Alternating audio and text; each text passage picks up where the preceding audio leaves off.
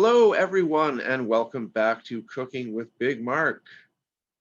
Well, hello, folks. Today we're going to talk about a very special vegetable that has a lot of very wonderful attributes to it. It supposedly has a lot of nutrients and very low in calories.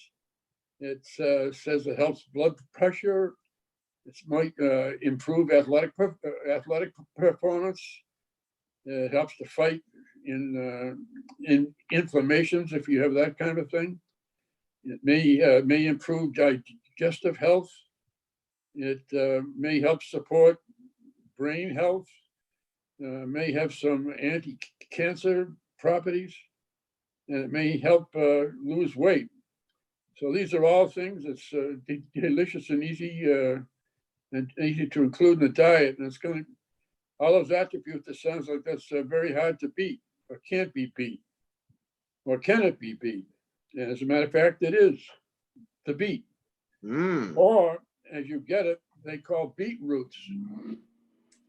I was looking up something, some information on, and it said, beetroots. And I said, what the hell are beetroots? They use like a little nib at the end of the beet, that's all I can see. But what they're talking about is the whole beet is a root. In actuality, I suppose, but we don't say carrot roots, so I don't know where that comes from. But at any rate, it is the beet, and it's a source of folate, magnesium, and vitamin C and fiber.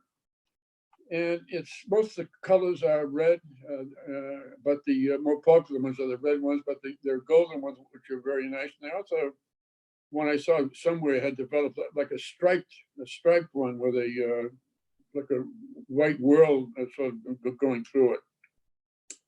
When you're buying them, it's best to buy them with the greens attached, and the greens are very good to eat as well. You just boil them, hand them like you would spinach or anything else. But you want it because the greens attached. It means that it's going to be much fresher. And you want to, when you cook them, you want to keep them all the same. You buy them, cook them all the same size. So when you cook them, it cooks evenly. Some of the best ways to do it would be to wrap them in foil. That's what most people put your oven at 400 degrees, and just put a little bit of olive oil on them and salt, wrap them up, and do 2 or 3 at a time, and put them in the oven, and somewhere around 40 to 50 minutes, and just took it out and just peel it back a little bit. And if the fork pierces it easily, then it's done. And that's really the best way to prepare them. Then from there on, you can take them, and when you take them out of the foil, cut the little bit of the top off, a little bit of the bottom off, and then you can actually rub the skin off with a paper towel. It comes off very easily. And then you can go from there. You can slice, dice, do anything you want to, depending on which preparation that you're going to be using. A lot of people don't like beets because they think of the color gets all of your hands. Of course, you could always wear gloves dealing with it, but if the red stain does get in your hands, it'll come off, fairly easy. Just keep, just heavily washing with soap, or add a little baking soda to your hands too. That also helps to take it out. And you get any spots on your cutting boards, you can do that with a little coarse salt and lemon juice. So anyway, those are all the backgrounds, those great attributes of beets. So what do you do with it? Well, you can make hummus out of it. You can slice it, dice it. You can make risotto out of it. They have like a pot. They have a machine that cuts beets now the shape of spaghetti, so you can use that like you would spaghetti squash, and use the same ways that you would regular pasta. The only thing that you have to watch in some cases is you eat. Anybody says, does it have any bad effects? Well, I guess you eat a lot of it. It's got a lot of acidity. You could potentially get gout, or if you have gout, or if you have low blood pressure, you want to check with your doctor, before you have the beets. Anyway, it's good with pork. There's a little sweetness to it, so it's good with pork, ham, duck, any of those kind of preparations. And It's wonderful. One of my favorite things with it is to just cut it up with mayonnaise and onion. It makes a great salad.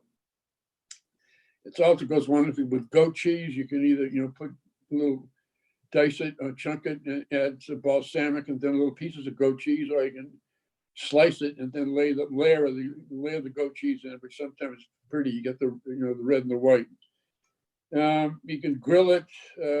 Beaten apple salad is very good. The other night, the thing that I did was I did a beef tartare, and I don't know what struck me why I decided to do that, but I was thinking of beef tartare, the color. So I put it in my little food processor and chopped it up, and I mixed it with blue cheese, a little bit of blue cheese, mayonnaise, and shaped it like you would a tartare, and it was great. It made a very nice first course. So anyway, those are all the things that you can do with the. And it's a vegetable that can't be beat, but actually is beat, and it's not to beat around the bush. It's got a lot of great attributes. So have fun with beets. Make your life a little more colorful. Yeah, I've always been a big beet fan. If you remember when I worked in Charlestown, my coworker was Ukrainian, and she used to make a beautiful chopped beet salad. But my most singular experience with beets, you were talking about beet risotto.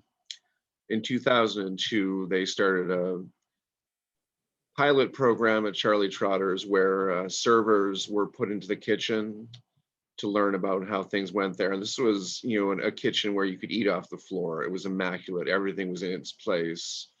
And I was given the task of juicing the beets for the risotto. I had never juiced something that ponderous, and I sprayed myself and every surface around me with beet juice. It looked like a murder scene.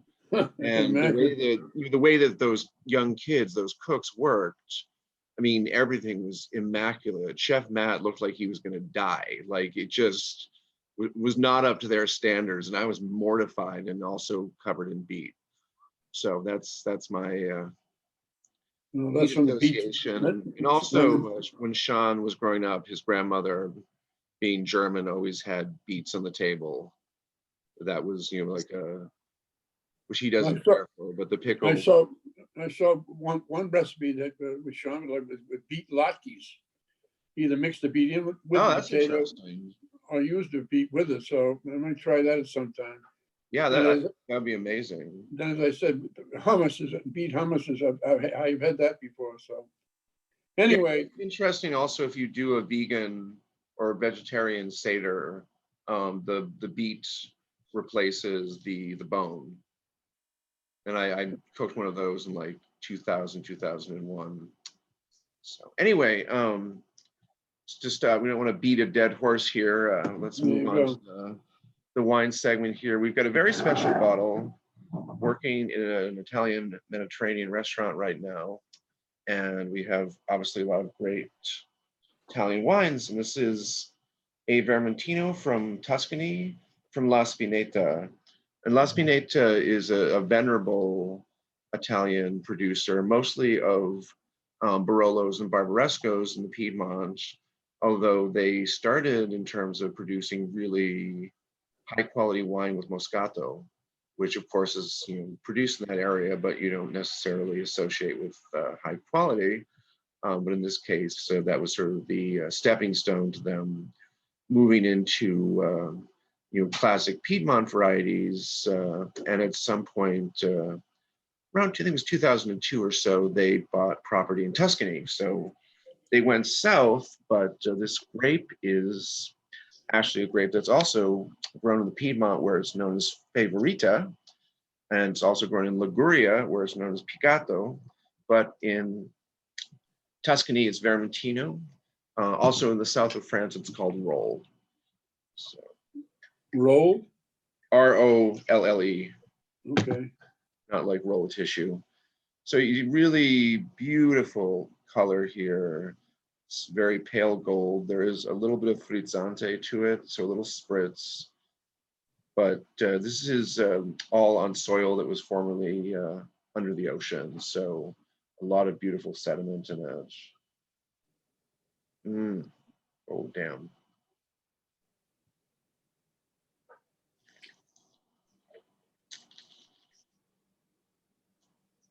Mm. And this is a wine variety that you drink young. In certain cases, it can age a little bit, but it's usually in 1 or 2 years you want to drink it. This is a 2019, bracing acidity, low alcohol, and some really just creamy notes. I read someone talked about preserved lemon in regards to this vintage, and I definitely concur. And it's quite something. Anyway, this would be a good example. This is a producer. This is like a $20 bottle of wine. Retail, some of their Barolos and Barbarescos are really expensive. So, what you're getting is the expertise and the dedication to quality by the producer, but with a, essentially a less expensive grape. And so a really nice introduction to a benchmark Italian producer. And one fun detail about this, which I learned in preparing for this segment, I'd never known why they had the rhinoceros or who the rhinoceros is by. And the rhinoceros, it's an etching by Albrecht Dürer, speaking of Germany, that was done in 1515. And the fun thing about it is he had never actually seen a rhinoceros. Somebody had described a rhinoceros to him. So you see some of the details of what you guys call the armor of the rhino are not true to life, but I mean, never occurred to me. I was like, oh, there's a rhino, it looks like a rhino. So that's a skill. And then for one of their other bottlings, there's a Dürer lion on the bottle, but it's usually the noble rhino. So in any case, thank you for beating down our door today, and can't help myself. This has been another episode of Cooking with Big Mark, and thank you to everyone. Thank you, Deb. You're welcome. Have a good All week. right.